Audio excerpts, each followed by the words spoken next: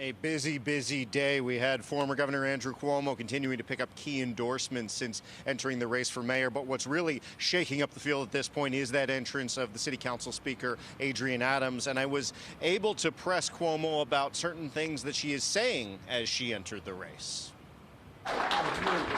Former Governor Andrew Cuomo accepted dual endorsements from both former Bronx Borough President Ruben Diaz Jr. and the local Teamsters. He also took questions from local news reporters for the first time.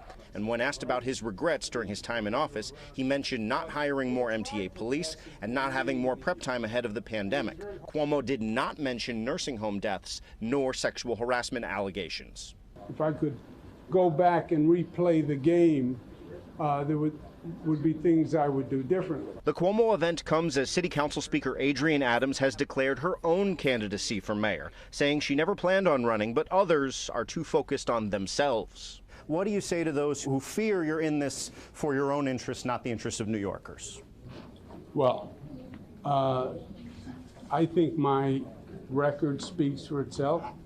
Look at what I have done in this city and in this state and accomplished. In general, Democratic contenders for mayor seem to be treading lightly around Speaker Adams, who plans to formally kick off her campaign this weekend.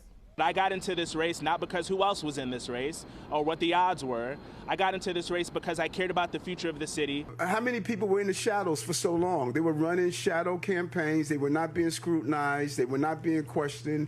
You didn't know what their positions were. On the campaign trail, there was also scrutiny of reports Cuomo just moved back to the city to run for mayor. Cuomo says he's owned a Manhattan apartment for a few years and moved there last fall. At the end of the day, we have to have a mayor who understands the rhythm and the motion of New York City. A record of taking money away from the city for housing while living in an $8,800 unit.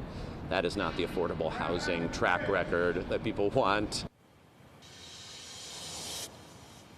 Cuomo was also pressed on congestion pricing. He says he supports the policy. He did sign it into law as governor after all. He just questions the timing of implementing it now when we're trying to attract businesses back to the city. But he did acknowledge the preliminary data that shows traffic down and public transit up is a good sign so far, but he wants to see more numbers. Live near Union Square, Henry Rossoff, Pix 11 News.